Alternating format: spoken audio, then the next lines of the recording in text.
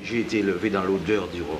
Pour moi, c'est une odeur familière. Quel que soit l'endroit du monde où je me trouve, quand je sens l'odeur du rhum, je me retrouve immédiatement en Martinique. Le premier parfum de nos pays, c'est celui du rhum. Et personne n'échappe à ce parfum, même ceux qui ne boivent pas du rhum.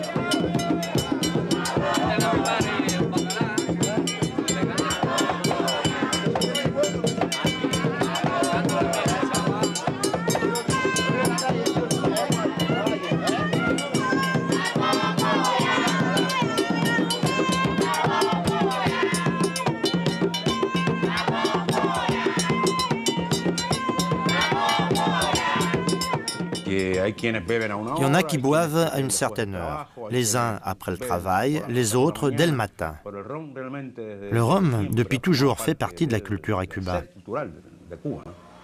Il y a ceux qui préfèrent boire après le travail, les employés de bureau ou les ouvriers. Sur le trajet de la maison, ils font une escale dans un bar, boivent un ou deux rhums et reprennent leur trajet. Quand des amis se réunissent, on dit toujours « boire une bouteille ». On sort une bouteille et tant qu'elle n'est pas vide, on continue. Et là, je repense à mon grand-père. J'étais stupéfait de voir la quantité de verres de rhum qu'il consommait dans une journée et de voir aussi que chacun de ces verres avait un nom. Alors bien sûr, vous avez parlé du décollage le matin. Et puis vers les 9 h du matin, il y avait le mabillage. Le mabi est un arbre dont on utilise l'écorce pour faire une boisson. C'est les Caraïbes qui avaient inventé cette technique. Donc on mélange du rhum et du mabi. Un peu plus tard dans la journée, vers 10 h, on prend le cocoyage, c'est-à-dire de l'eau de la noix de coco mélangée avec du rhum. Un bon rhum blanc, combien de degrés à peu près de rhum? 50 degrés. D'accord. Tous ces punchs-là peuvent être bu en apéritif, en digestif. En apéritif ou digestif, comme on veut. Vers midi, 1 h, c'est la grande cérémonie du punch. Et moi, j'ai souvenir de cela. Parce que les servantes venaient. À l'époque, les gens avaient plusieurs servantes. C'était pas cher, ça coûtait pas cher. Avec un plateau spécial, la cuillère à punch, le flacon en cristal pour le sirop et tout. Donc, il y avait une véritable cérémonie du punch vers midi, 13 h, un peu comme la cérémonie du thé au Japon. Et le punch coco, c'est ce qui se vend le plus habituel. D'accord, c'est fait avec du lait de coco. Le rhum blanc, du sucre, un peu le lait Nestlé, les aromatisants. Ah, d'accord. Et oui. Puis l'après-midi, il y avait toutes sortes de choses, le Folly Bar. Le soir, il y avait la partante quand on quittait l'usine, donc on part, hein, donc il faut quand même prendre une partante. Et puis avant de se coucher, il y a le va-t'en coucher. C'est un médicament. Un médicament joyeux. C'est le fils joyeux de la canne à sucre. À votre santé. On ne peut pas seulement parler, il faut boire aussi.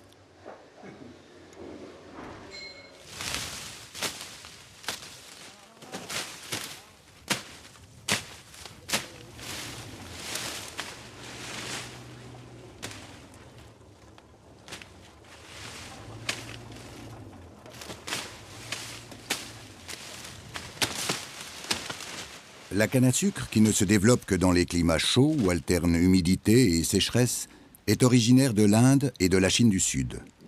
Au VIe siècle, elle a été introduite par les Perses dans le bassin méditerranéen, puis par les Arabes, jusque dans le sud de l'Espagne et dans les îles Canaries.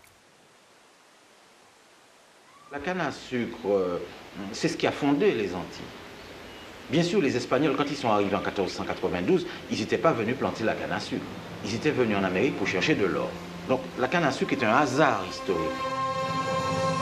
En 1493, Christophe Colomb, lors de son deuxième voyage vers les Amériques, amène la canne à sucre des Canaries et la plante dans l'île de Saint-Domingue, alors baptisée Hispaniola, et dans Cipango, qui devint plus tard Cuba. À l'occasion de ses voyages dans les Caraïbes, il l'introduit à Puerto Rico et à la Jamaïque.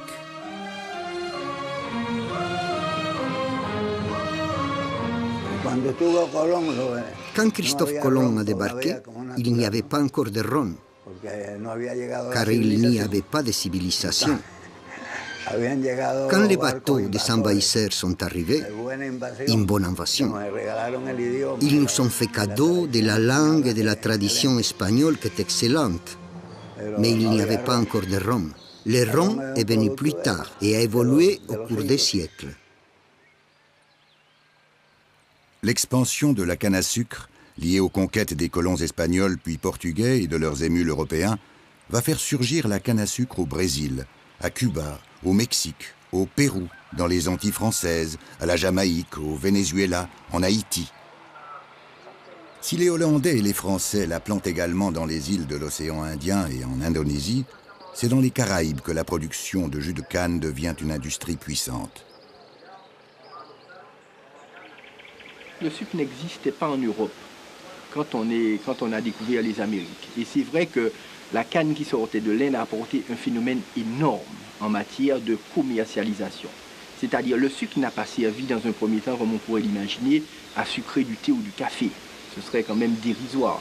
Le sucre a servi à conserver des aliments. Et à partir du moment où, à la fin du XVIIe siècle, vers 1680-85, on a su, grâce aux Juifs du Brésil, raffiner le sucre, ça a provoqué un basculement total de l'économie des îles, qui sont devenues des îles à sucre.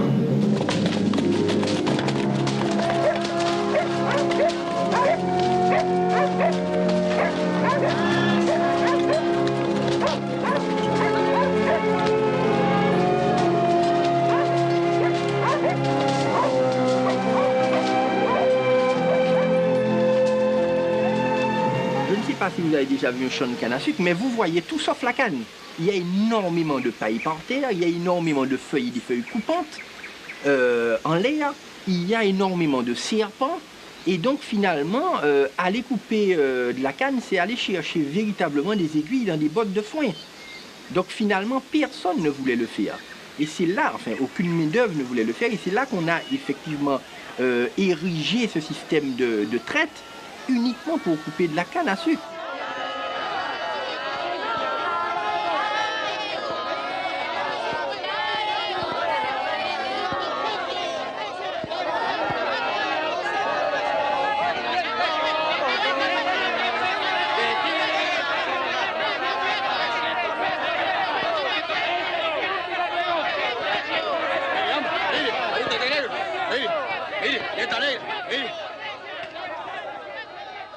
Vers 1510, l'industrie de la canne à sucre prend son essor avec les esclaves noirs importés d'Afrique par les Portugais et les Hollandais. Un commerce triangulaire entre l'Europe, l'Afrique et les Amériques se développe alors et devient très rentable. Les navires partent des côtes portugaises, françaises, espagnoles, anglaises, chargés de denrées qui sont ensuite échangées en Afrique contre des esclaves. Les bateaux repartent vers les Amériques et les Caraïbes, où les esclaves survivants sont vendus aux colons. Puis les armateurs achètent ensuite des matières précieuses, des bois rares, et retournent en Europe pour les vendre. Il y a un paradoxe dans cette situation, c'est que la canne à sucre, c'est l'esclavage. C'est le fait que des millions de Noirs ont été déportés d'Afrique et ont été emmenés de force en Amérique. Donc c'est un lieu de mort, mais en même temps c'est un lieu de vie. Parce que la plantation de canne à sucre est la matrice d'une nouvelle civilisation. D'un lieu où blancs et noirs sont certes en situation d'inégalité, s'affrontent, se détestent, où le racisme fleurit, mais où une nouvelle culture, une nouvelle langue apparaît, une nouvelle conception de l'identité. La tour Iznaga, au centre de la Valle de los Ingenios, à Trinidad de Cuba, symbolise parfaitement l'organisation des plantations sucrières. La tour domine les terres pour les surveiller. à ses pieds, la maison de maître. De l'autre côté, un peu plus loin, les cases où logent les esclaves.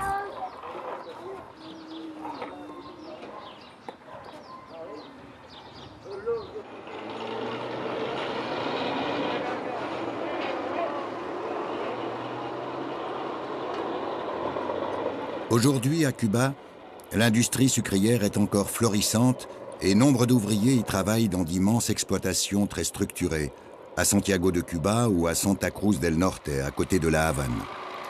Dans les Antilles françaises, les exploitations sont de taille plus modeste et artisanale, mais répondent aux mêmes nécessités du cycle de la canne. La couper, la broyer très fraîche pour en extraire le jus dont plus tard on fera le rhum.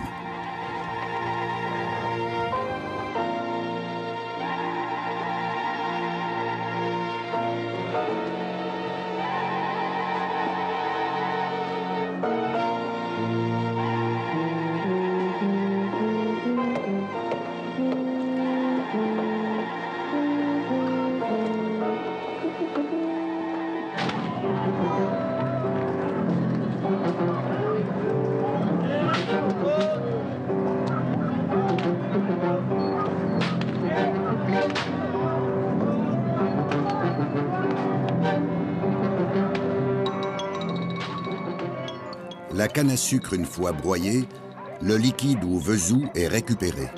Après évaporation, il donne le sucre cristallisé et la mélasse. Si le XVIe siècle connaît le commerce du sucre, l'eau-de-vie de canne, plus tard appelée rhum, n'est pas encore apparue. Le rhum, dans un premier temps, c'était un sous-produit. Alors, bien entendu, ça paraît bizarre parce que le rhum est né sous-produit. Contrairement au cognac, aux armagnacs, aux grands vins, aux grands champagnes, qui sont nés un petit peu nobles et puis que finalement on a travaillé au fur et à mesure, et puis il y a eu des piètres copies, le rhum est né par le bas. À la Martinique, le père Labatte joue un rôle important dans l'amélioration des techniques de distillation. L'eau-de-vie qu'il trouve à son arrivée n'est qu'un alcool mal dégrossi. Il écrit « Les sauvages et les nègres l'appellent tafia. Elle est très forte, a une odeur désagréable et de l'âcreté. » Les améliorations apportées au broyage de la canne jusqu'au XVIIIe siècle permettent d'obtenir un jus plus raffiné et une cristallisation débarrassée de ses impuretés. Avant le boom de l'industrie sucrière, à la fin du XVIIIe siècle, les classes supérieures buvaient du vin, du cognac, du cidre. Les classes inférieures buvaient du rhum, sous-produit de la canne à sucre.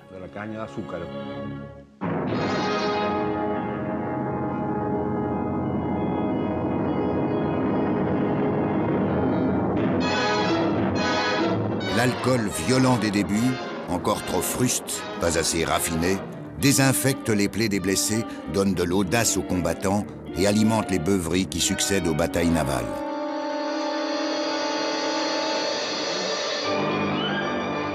Le rhum est devenu par excellence la boisson des marins pendant les longues traversées. Il les protège contre le froid des grands vents, remplace l'eau qui croupit et lutte contre les maladies. Quelques grands capitaines comprennent vite l'utilité du rhum et en prévoient une ration quotidienne.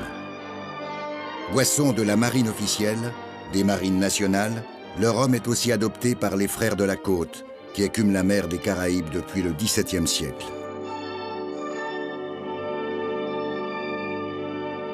Ces pirates traquent l'or, mais aussi les cargaisons de rhum. Les flibustiers, qu'ils s'appellent John Hawkins, Davis, Morgan ou Francis Drake, aiment célébrer leur victoire par quelques verres de rhum tirés des barriques prises à leurs victimes. Mais c'est pour avoir trop fêté leur victoire que le pirate John Rackham et ses hommes ne purent s'opposer aux troupes royales et périrent ivre-morts. À terre, le rhum, c'est la boisson des nègres. Ils boivent le tafia pour oublier le travail épuisant qui leur est imposé dans les plantations, malgré un soi-disant code noir, instrument d'une législation hypocrite. Le code noir les considère comme des objets mobiliers, organise leur vie, leur enlève toute humanité. Si dans les Antilles françaises, ils ont droit à la consommation du tafia, il arrive que dans d'autres pays, les lois soient différentes et ce plaisir leur est alors interdit. Il y a eu des interdits stricts du gouvernement espagnol qui prohibaient la vente de rhum aux Noirs dans certaines tavernes ou bars. Le rhum aurait pu inciter les esprits à la rébellion et à la violence.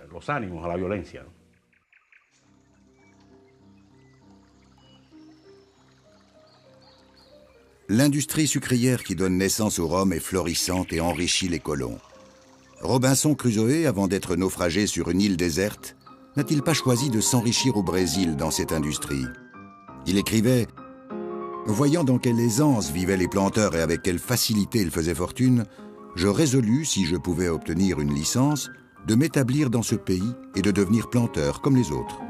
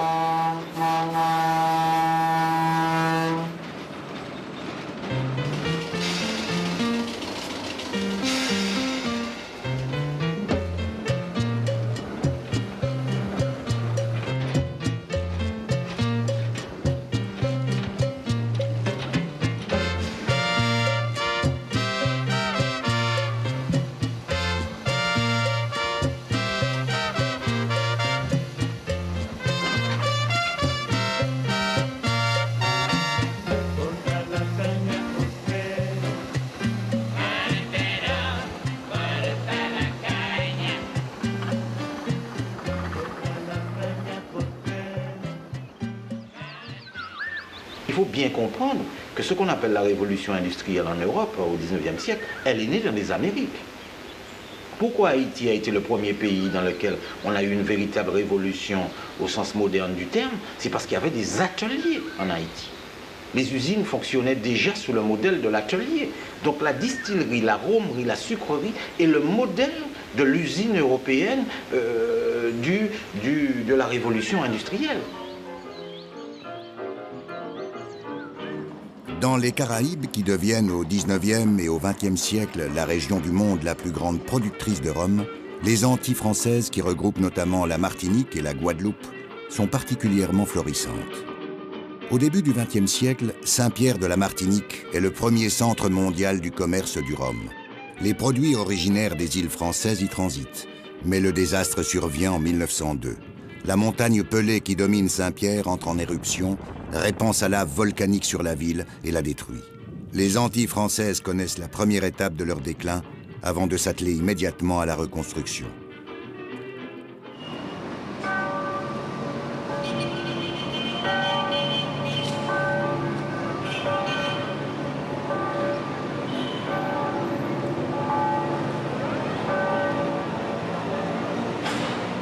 Au moment même où les Antilles françaises subissent le désastre de la montagne Pelée, le rhum cubain connaît une ascension irrésistible sous l'impulsion de Don Facundo Bacardi, premier de la lignée des Bacardi.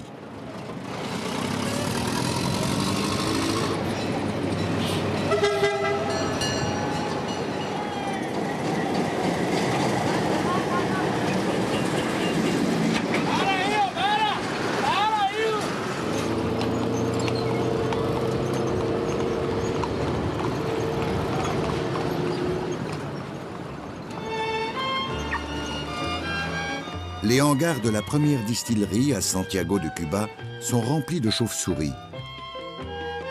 En 1862, quand Facundo Bacardi crée sa société, il choisit pour emblème la chauve-souris. 14 ans plus tard, Don Facundo gagne sa première médaille de récompense à Philadelphie. Le Bacardi était un produit universel, vendu dans une centaine de pays, dans toute l'Amérique latine, du centre, du sud, aux États-Unis évidemment, et en Europe.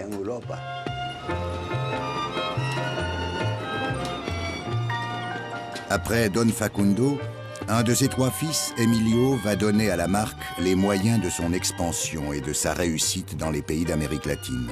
Personnalité historique et mécène de la ville de Santiago de Cuba, Emilio Bacardi a définitivement installé la suprématie du rhum industriel et du rhum cubain. Emilio Bacardi participe activement à la guerre hispano-américaine et à l'indépendance de Cuba en 1898. C'est la demande des soldats américains stationnés à Cuba au cours de la guerre qui donne naissance au premier cocktail, le Cuba Libre, mélange de rhum et de Coca-Cola. Après la guerre, Emilio Bacardi devient maire de Santiago de Cuba, puis sénateur. Il part à l'assaut des marchés mondiaux et installe progressivement l'image d'un certain alcool des Caraïbes qui triomphe dans les expositions internationales et se voit ainsi reconnu. Dès 1918, sa conquête des marchés mondiaux est définitive. La maison d'Emilio Bacardi, aujourd'hui devenue une école, est une des traces dans la ville de la famille qui a contribué à son développement. C'est une époque florissante pour les Bacardi.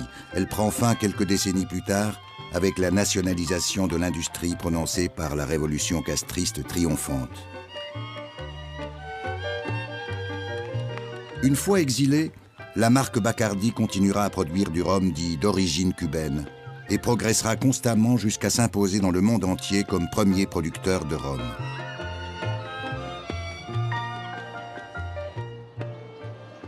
Aujourd'hui, les touristes à Santiago de Cuba ne savent peut-être plus qui est Emilio Bacardi, mais ils viennent écouter les concerts dominicaux de la Banda Municipal qui semble célébrer la tradition de la capitale d'Oriente à l'est de l'île du Lézard Vert.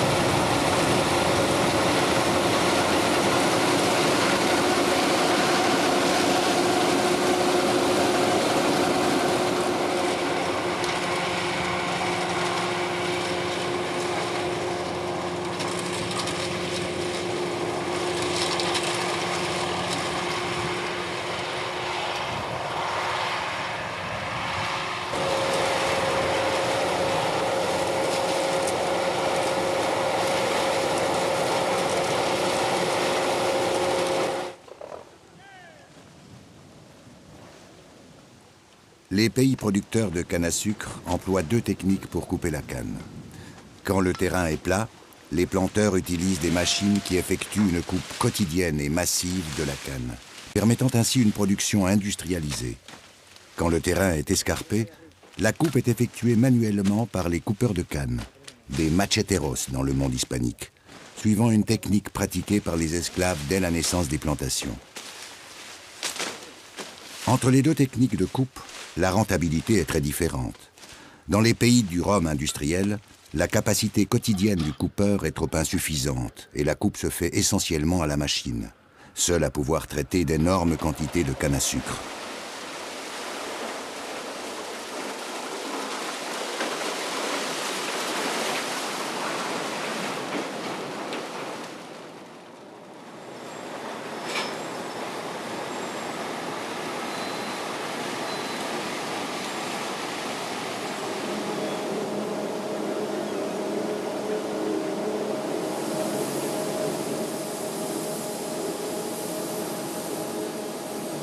À la différence du rhum agricole qui utilise directement le jus de la canne pour produire l'eau de vie, le rhum industriel produit cet alcool comme une utilisation secondaire de la production sucrière.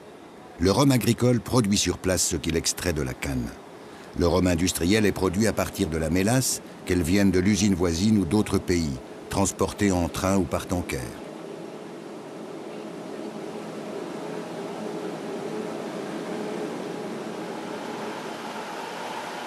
Ainsi, le centre industriel de Santa Cruz del Norte, à Cuba, dispose d'une usine sucrière qui produit de la mélasse, des produits dérivés transformables et d'une distillerie. C'est là, à quelques kilomètres de l'usine sucrière, que la mélasse est raffinée, puis fermentée pendant plusieurs jours avant d'être distillée.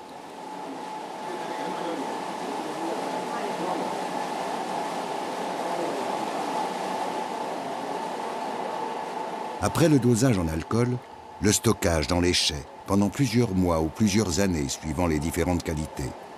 Le rhum est alors prêt à être mis en bouteille pour être vendu.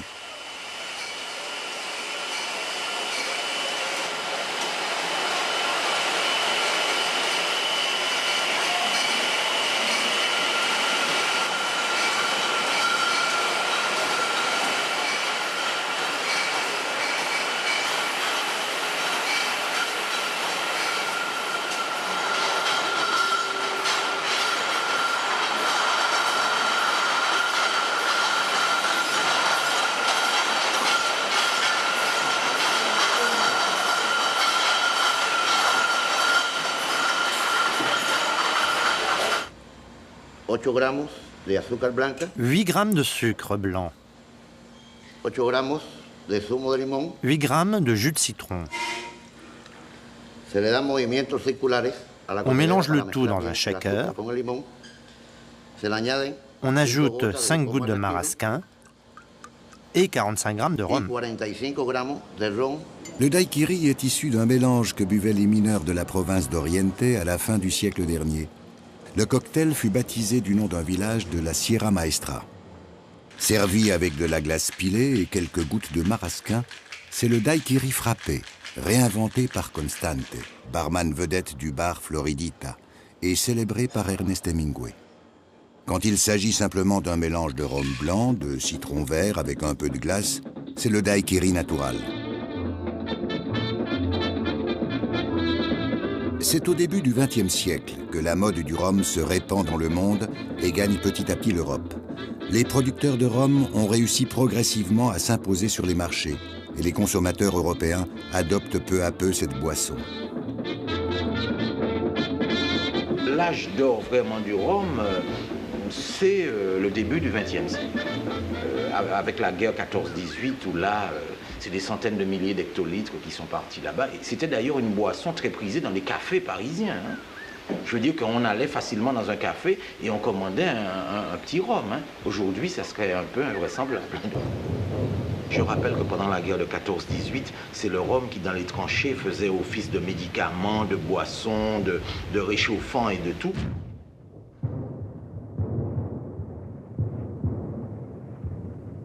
Le rhum a eu aussi sa part dans l'action. Ainsi s'exprime le maréchal Foch en pleine guerre de 14-18.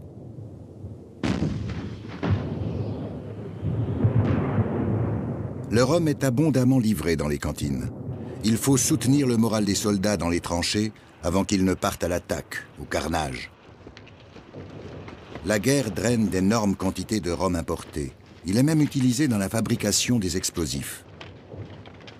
À l'arrière, on s'en sert comme antiseptique dans les hôpitaux militaires.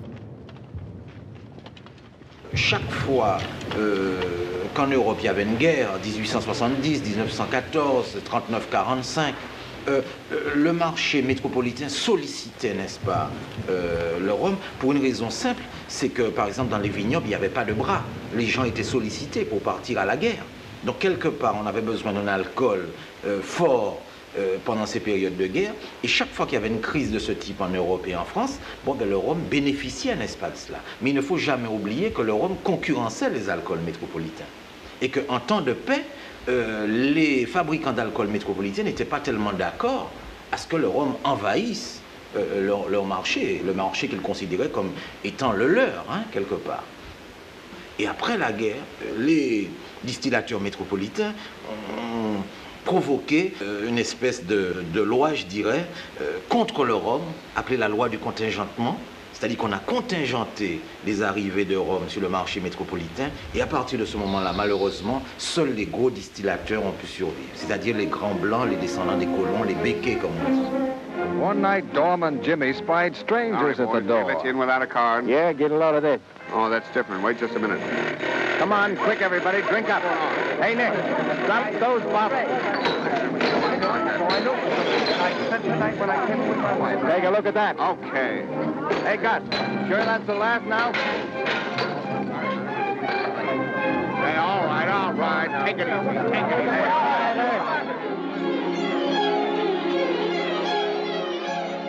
En Amérique du Nord, la production de rhum tire paradoxalement sa richesse du déchaînement des ligues anti-alcooliques.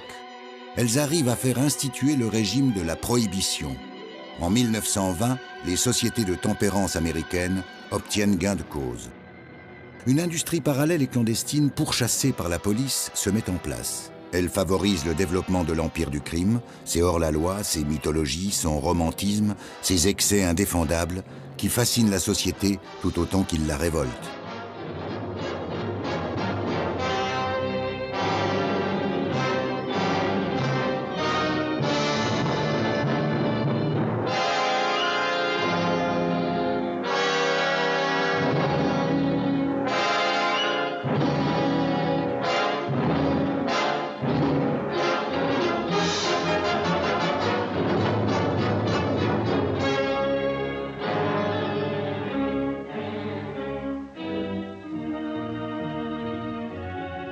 La prohibition, c'est la grande opportunité de Cuba. La Havane est à 2 heures de vol de la Floride. Les Nord-Américains affluent.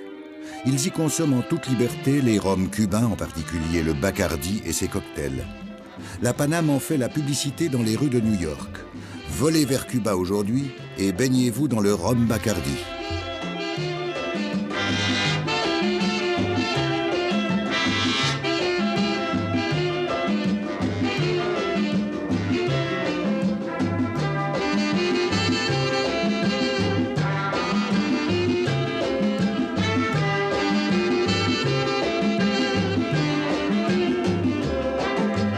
Les amis américains viennent en masse à Cuba. Les touristes, mais aussi des amis moins honnêtes. Les chefs de la mafia qui investissent la Havane et organisent trafic et prostitution. Ils aiment se retrouver dans les bars autour du rhum. Parmi les vrais amis américains, et qui le resteront bien au-delà de la prohibition, Ernest Hemingway. Dans les années qui précèdent son installation dans la belle villa de la Finca Vigia, sur les hauteurs de la Havane, il loge souvent à l'hôtel Ambos Mundos. Quand il abandonne sa machine à écrire, il vient déguster dans les bars de la vieille Havane ses cocktails préférés. À la Bodeguita del Medio, c'est le mojito. Au Floridita, c'est le daiquiri.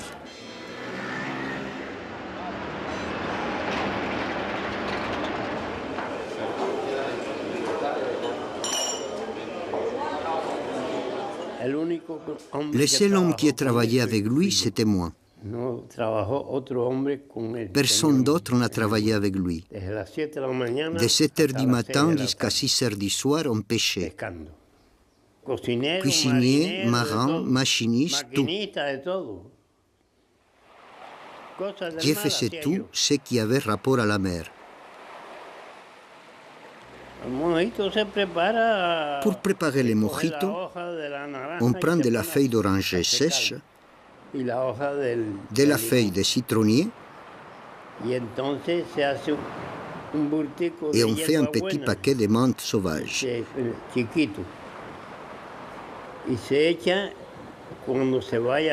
Que l'on rajoute avec les zestes de citron et d'orange.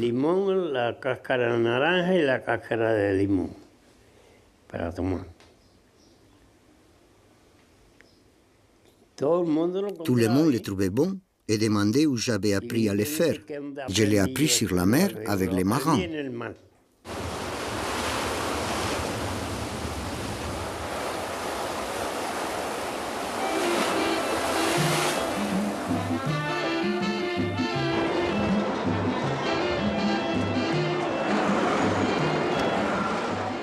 partir de la fin de la Prohibition en 1933, ceux qui avaient tiré richesse des interdits de cette époque investissent largement cette île si proche de la Floride. Cuba est régi par un gouvernement corrompu. La Havane devient la plaque tournante de la pègre américaine qui dirige les lieux de distraction, les réseaux de prostitution, achète des hôtels ou les fait construire. Les barman se regroupent en associations de cantineros. Ils deviennent des vedettes que l'on recherche d'un bar à l'autre.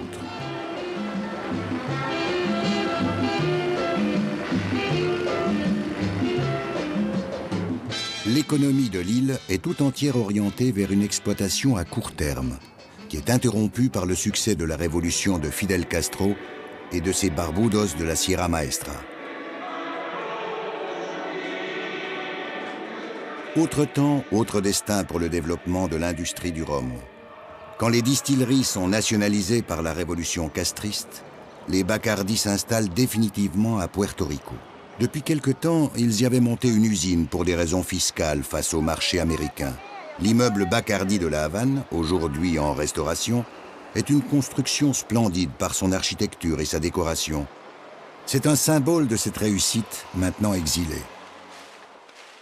Fidel Castro, en nationalisant l'industrie du sucre et du rhum, fait de celle-ci la toute première du pays avec le tabac. Il mène lui-même, parfois avec Che Guevara, la coupe de la canne à sucre à laquelle chaque Cubain se doit de participer. Le Ron Cuba puis le Havana Club remplacent Bacardi auprès des consommateurs cubains. Après la chute du rideau de fer dans les pays de l'Est, l'économie cubaine est déstabilisée. L'association au sein d'Havana Club International avec le français Pernod Ricard va permettre une renaissance extraordinaire du rhum cubain. Et aujourd'hui, les cocktails mojitos se fabriquent à la chaîne pour les touristes. Le rhum est né en tant que produit pour les flibustiers, les corsaires, enfin tous ceux qui voulaient oublier un petit peu, je veux dire, la difficulté de l'existence environnante. Et puis c'est au fur et à mesure que, comme par hasard un petit peu, on pourrait dire, dans les Antilles françaises, que justement on a eu une espèce d'aspiration par le haut avec l'arrivée du rhum agricole qui en fait aujourd'hui est un rhum haut de gamme, tout le monde le reconnaît, mais qui est surtout pur jus de canne à sucre et qui est aujourd'hui d'ailleurs une appellation d'origine contrôlée au même titre que les champagnes, les cognacs, les armagnacs ou les grands vins, quoi. En 1996, l'appellation d'origine contrôlée permet aux rhums des Antilles françaises de voir reconnaître leur originalité, leur identité. Le terroir, l'ensoleillement, le climat, le traitement direct du jus de canne, une exploitation totalement locale, donnent à certains rhums traditionnellement agricoles un arôme spécifique. C'est une qualité maintenant considérée haut de gamme, à l'équivalent d'alcool de renom produit en France métropolitaine. Les distilleries agricoles n'existent qu'à la Martinique et à la Guadeloupe. Sinon, si vous allez dans les Antilles anglaises ou espagnoles, vous allez avoir des sucreries qui vont faire du sucre et des annexes de sucreries qui vont faire du rhum derrière.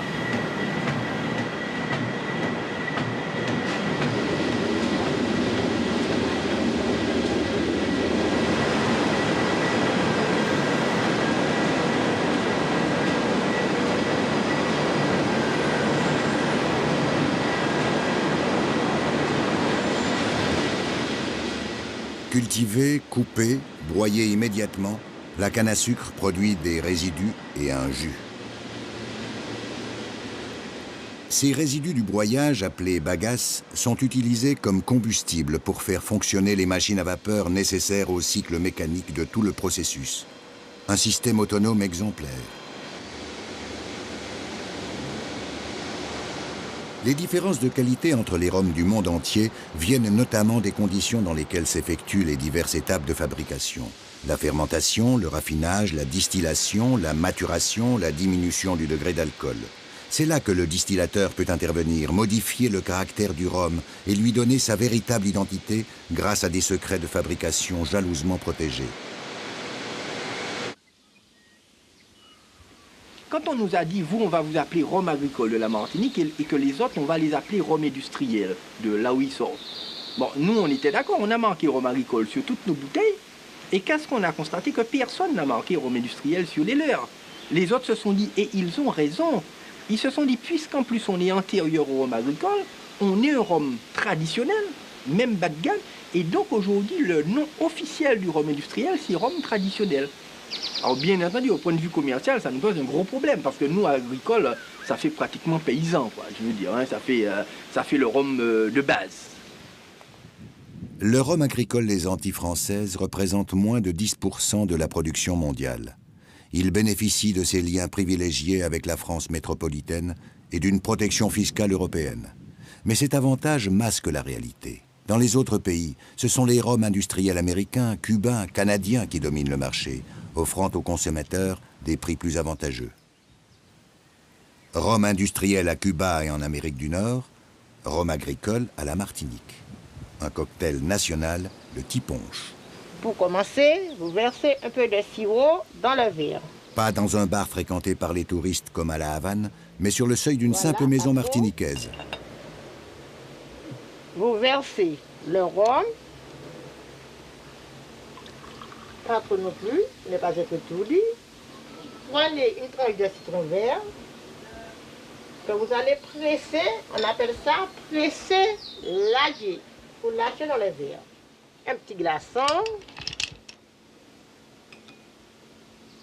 Et pour aromatiser tout ça, il vous faut le petit lait pour pouvoir bien remuer. Là, vous avez un bon petit punch local bien préparé. Le rhum, c'est tout, c'est un médicament. Il y a beaucoup de médicaments créoles dans la composition desquels entre le rhum.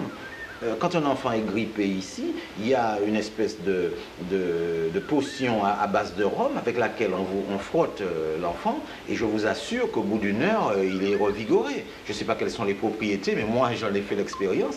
Le rhum, ça rentre dans la composition des aphrodisiaques. Hein, le fameux bois bandé, ça rentre dans la composition de la pâtisserie, des gâteaux, etc. Donc c'est pas seulement une boisson.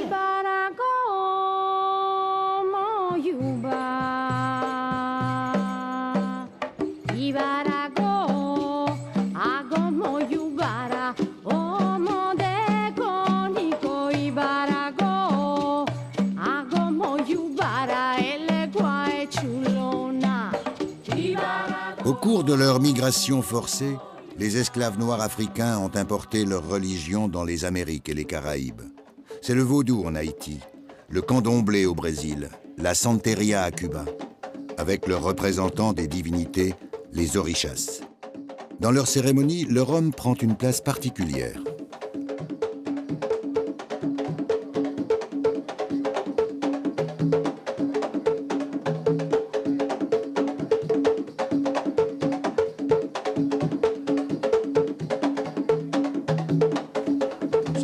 Les saints, et bien sûr les orichas, boivent du rhum et de l'eau de vie.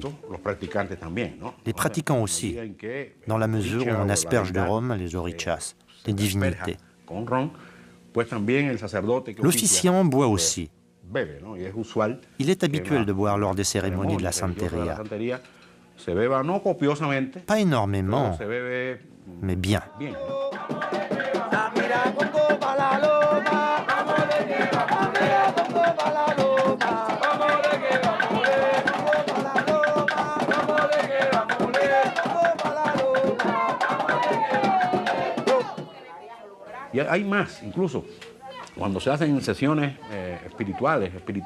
Lors des séances spiritistes, où les médiums reçoivent les esprits,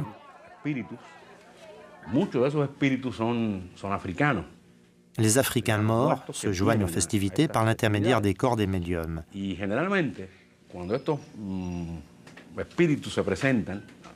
la première chose qu'ils demandent, c'est toujours un peu de rhum, un peu d'eau de vie.